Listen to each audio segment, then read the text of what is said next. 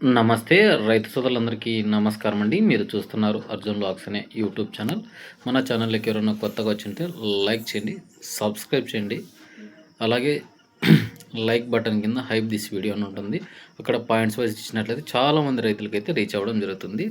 ఈరోజు పప్పు శనగల ధరలు గురించి తెలుసుకుందాం. ప్రతి ఒక్క రాష్ట్రంలో ప్రతి ఒక్క మార్కెట్ల గురించి తెలుసుకుందాం. ఈ పప్పు శనగలు మొన్న ఎంఎస్పి రేటు రావడం నుంచి మనకు రేటు ఎంత రైజ్ అనేది చాలామందికి తెలిసింది. ఈరోజు హైయెస్ట్ వచ్చేసి మనకు 6,300 అయితే నడిచిందనమాట.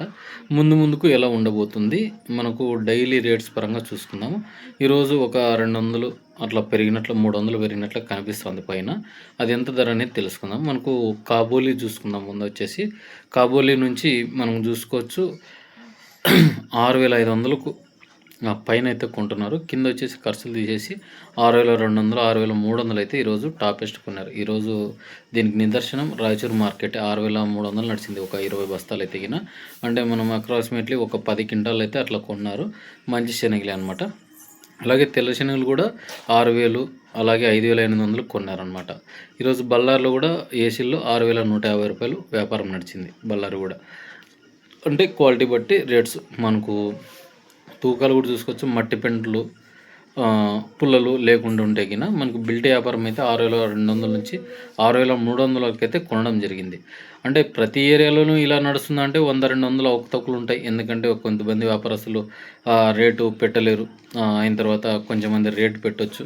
లోకల్గా మనం క్యాష్ అండ్ క్యారీ చేసుకున్న వాళ్ళు చాలామంది అక్కడ పట్టించే లోకల్ చేసుకోవడం పరిపాటిగా ఉందన్నమాట. అలాగే చూసుకున్నట్లయితే ఇంకా మనకు స్టాక్స్ అనేవి ఉన్నాయి. ఎందుకంటే ఈసారి చాలామంది 6 క్వింటాల నుంచి 10 క్వింటాలు 11 క్వింటాల వరకు ఉన్నాయి. చాలామంది ఏసీలలో పెట్టారు ధరలు లేవని. అది మంచిదే అయింది. ఎందుకంటే ఈసారి ప్రభుత్వం మద్దతు ధర 5,850 రూపాయలు ప్రకటించింది ఎంఎస్పి. ఈ ఎంఎస్పి రేట్స్ నుంచి చాలా మటుకు రైతులకైతే మంచి గైడెన్స్ రావడం అయిన తర్వాత ఇది ఎందుకు పనిచేసాలని మొన్న కూడా కామెంట్ చేశారు. అయినా ఇప్పుడు మార్కెట్లో రేట్లు రైజ్ అవ్వడం వల్ల రైతుకైతే సంతోషమే. ఇంకా మనకు ఈ 9,000 క్రాస్ అవుతుంది అనుకుంటే చాలామంది రైతుల్లో ఇది కుతూహలంగా ఉంది. మనకు ఒక 7,000 వస్తే వదిలేసుకునే ఛాన్సెస్ చాలామంది రైతులు ఉన్నారు. ఎందుకంటే ఇన్నాళ్ళు గత 3-4 సంవత్సరాల నుంచి పెద్దగా రేట్స్ కూడా రావడం లేదు. ఇంతకుముందు మనకు 10,000 అట్లా అయ్యిండే. ఇప్పుడు క్రాస్ అవుతుందా లేదా అనేది ఈ ఎల్నినో ఎఫెక్ట్ పడింది అనుకోండి.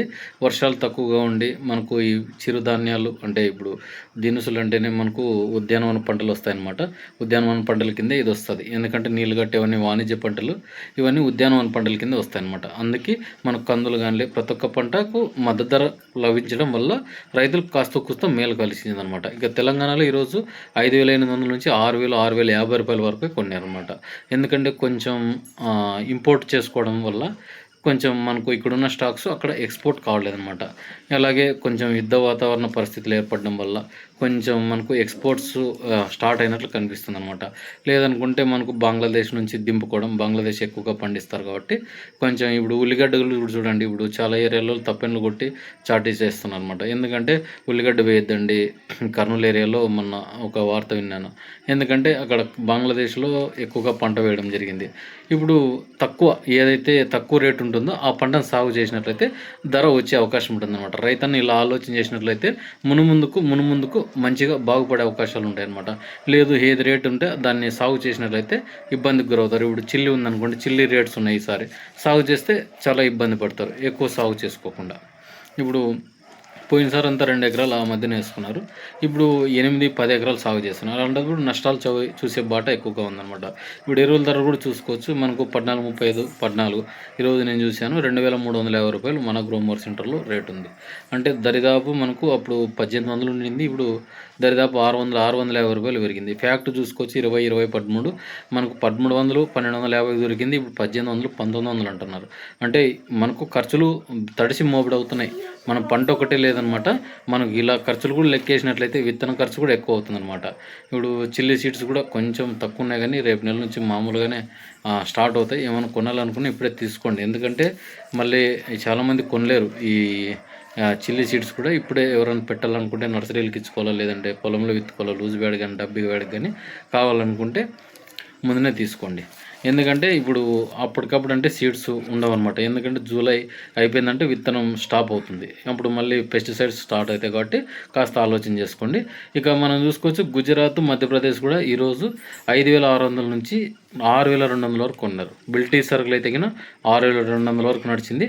కొన్ని క్వాలిటీలు బట్టే రేట్స్ అనమాట. ఇక్కడ కూడా మనం చూసుకోవచ్చు గింజ సైజు, కలరు అలా కొంటున్నారు అనమాట శనగలు కూడా. ఎందుకంటే అన్ని శనగలు ఒకటే లేకపోవచ్చు.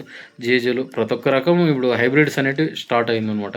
కోయిలకుంట్ల ఏరియాలో విత్తనం అయితే కింద 6,200 నుంచి 6,400, 500 వరకు అమ్ముతున్నారు. అంతే విత్తన శనగలు. ఇవి వచ్చేసి సీడ్స్ ప్యాకింగు అలా అనమాట. ఇప్పుడు కందుల్లో కూడా అకోలా కందులు ఎలా ఉంటాయి అట్లా అనమాట. అంతేకాకుండా మళ్ళీ ఇప్పుడు చాలామంది ఈ శనగ వైపు మొగ్గు చూపే పరిస్థితి ఏర్పడుతుందన్నమాట. ఇది విత్తనం మనకి ఇంకా ప్లాంటేషన్ వచ్చేసి సెప్టెంబర్ వరకు ఉంటుంది కాబట్టి ఇంకా వేచి చూడాలా. ఇంకా డైలీ రేట్స్ అయితే అప్డేట్ ఇస్తుంటారు అనమాట. ఈ రోజుకి వచ్చేసి మనకు ఈ గుజరాత్, మధ్యప్రదేశ్ అలాగే కాబోలి నుంచి మనకు ఇన్ఫర్మేషన్ వచ్చింది.